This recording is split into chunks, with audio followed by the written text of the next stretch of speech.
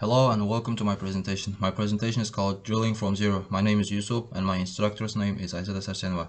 The reason that I'm calling my presentation as Drilling from Zero is because I'm going to talk about drilling in detail.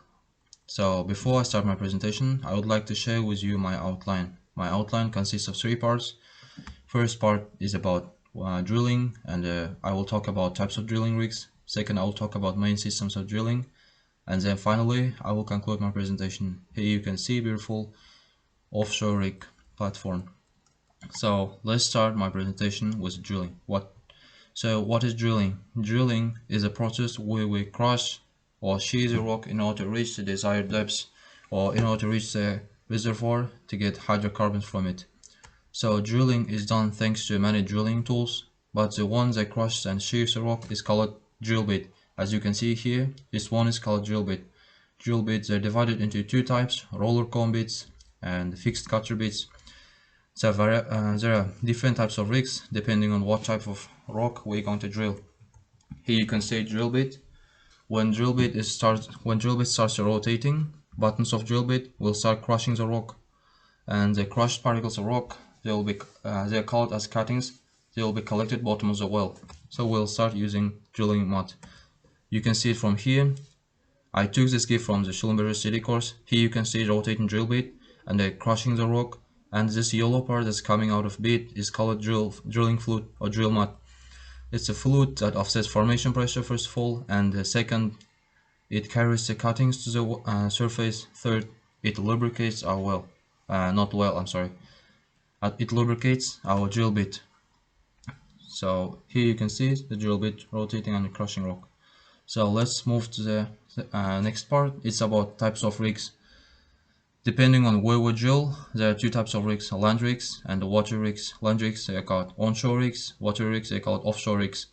Land rigs, according to the transportation, they are divided into two types. The ones that are transported over local roads thanks to trucks. Here you can see trucks. And the second one, there's the ones that are transported thanks to the helicopters. Helicopters are used when there are no roads to the drilling site, and trucks are used if there are roads, and trucks can carry a light and heavy, ultra heavy drilling rigs. So let's talk about water rigs. Water rigs, it consists of 6 types. First type is called barge mounted rigs or swamp rigs. It drills shallow wells. Second type is called jackup rigs.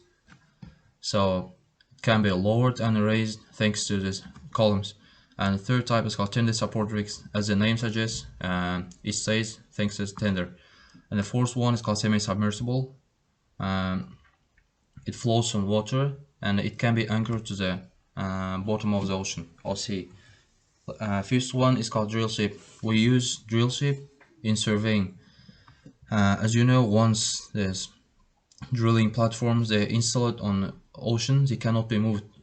So that's why before we install our offshore platform rigs, first we start drilling wells with the drill ships. The one best advantage of drill ship is it can be moved from one place to another place.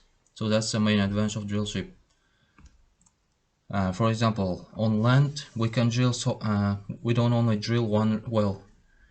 In order to find where exactly hydrocarbons are located, and in order to estimate the amount of hydrocarbons inside the reservoir, we drill so many wells.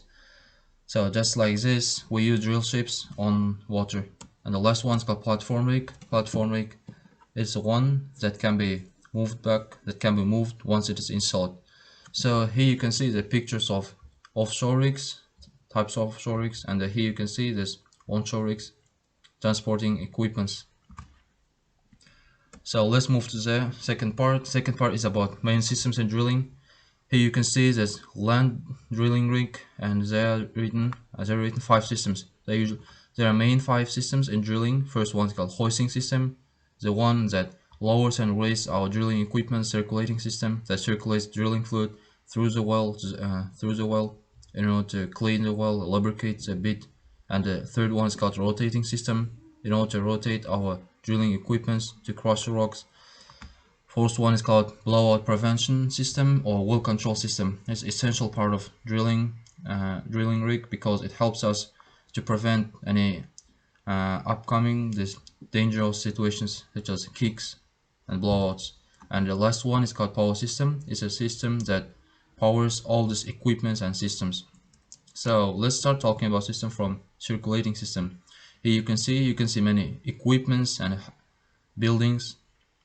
This building is called mud house or mud house for sacked materials. It is where we store our mud sacks. It should be dry inside. If it's wet inside, it might harm the drilling mud sacks. We take mud from this house and we take it to the mud mixing hopper. It's where we pour our mud inside a cylindrical shape hopper, and the mud will go down through this hopper, and the centrifugal mixing pump will start mixing and pumping our mud to the chemical tank. We can actually combine them, mix them together, but however it's better to mix them separately, as I understood, because mixing them together might cause a danger. So that's why we use another hopper here in order to mix our mud with chemicals such as caustic in order to improve the quality of our mud. We can actually also put chemicals and mud together, but we should be very careful when doing this. And here you can see brown land is a mud pit. It's where we store our mud waste. In some places we cannot have a mud pit due to the environmental requirements. For example, if there are flying birds, we mustn't have this pits because geese or these birds might think that this is a pond or lake something, and they might land on this and they might die due to the waste of mud. So the mud that is inside hopper and the chemical, once it is mixed, it will be pumped to the well thanks to mud pump. Mud pumps are divided into two types, duplex and triplex, but I will not talk about this. Mud pump will start pumping our mud down the well, and then once mud circulates inside well and reaches the surface, it will be returned to shell shaker through the returning line. This line with the dashed lines is called returning line. There's a line that returns our mud to the shell shaker. Shell shaker is a device that shakes our mud in order to filter it and clean it from the cuttings. It can clean medium-sized, large-sized cuttings. However, we don't only use shell shaker in drilling, we also use degasser in order to remove this fine-sized drilling cuttings. So this is all about circulating system. There are actually a lot to talk about it, but due to the short time, I will move to the next one. Next one is called power system. Thanks to power system, we can power our drawworks, mud pump, rotary table.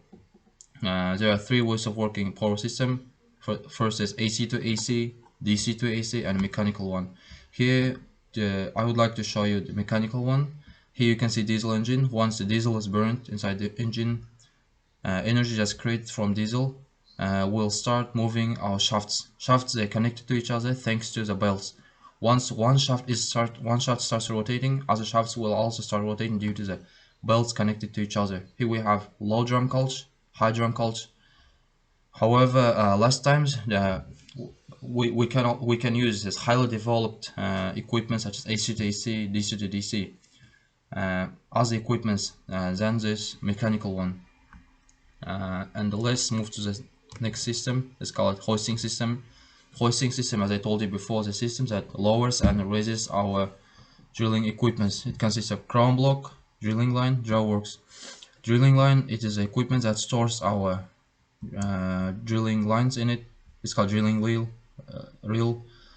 Deadline anchor. Once we get enough amount of line from the drilling line, we should close the deadline. And this line is called deadline because it does move. And fast line is one that can be moved up and down thanks to drawworks. Drawworks. Last times we have this electrical pad drawworks. Before, people used to use this drawworks with brake. Maybe we still use it. I don't know, but to be honest, crown block, it stays on top. It connects drawwork and drilling line to each other. This one's got traveling block.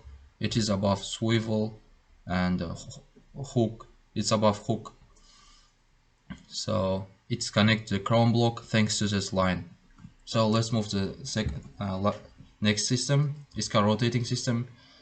In order to crush a rock, we need rotational movement, so that's why we'll use rotating system. There are two types of rotating system, as I understood: top drive system, top drive drilling, and Kelly. Kelly, it's been used for a long time. It drills thanks to a rotary table, and the Kelly. Kelly is a square shaped or hexagonal shaped equipment, but top drive for me is more convenient than the Kelly, because it is safer, and also it has a motor in it that rotates. It is, in other words, it's more convenient than the Kelly one. Kelly, and however, it is expensive, but the Kelly equipment drilling rig is cheaper than the top drive. So let's move to the well control system. Here you can see many equipments. Most of the, if I'm not mistaken, most of the equipments on rigs, they're colored with red color, especially the well control system equipments. Here you can see accumulator unit is where we store our hydraulic fluid. We need accumulator unit in order to shut off our BOP. BOP cannot be closed without hydraulic fluid. However, last time we have this remote controlled electrical and other developed versions of BOP. BOP is a main essential part of rig. Once we detect kick, we should start taking actions against kick, because if we don't pay attention to kick may lead to blowout, it may lead to loss of lives, and may lead to loss of budget. That's why we should first take actions against kick. So BOP consists of two parts: annular ram and rams. Annular ram is the one that is first closed.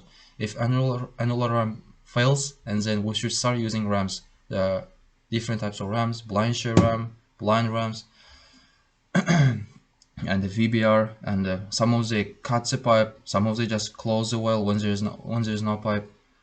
So all they have their own duty. Here we have choke manifold. If we detect kick, it might happen due to the using the not correct mud, this mud with a light density, or using due to this swabbing this pipe.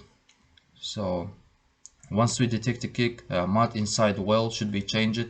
Changing mud inside well is called killing the well. In order to kill the well, change the mud, we should use choke manifold in order to mud pit, in order to just recycle the mud with a new one. And here we have mud tank, vacuum degasser. It is where we burn the gas. They come with mud together. So thanks for listening. So as a result, I would like to say that drilling is the essential part of petroleum industry. It's called upstream. It consists of many equipment, many stages, steps. However, we should know, as a petroleum engineers, as a drillers, we should know all about this, because not knowing what we're doing may lead to the dangerous things such as blowouts and other dangerous things as well. So we should be careful, we should be aware of what we're doing. So thanks for your attention. Goodbye.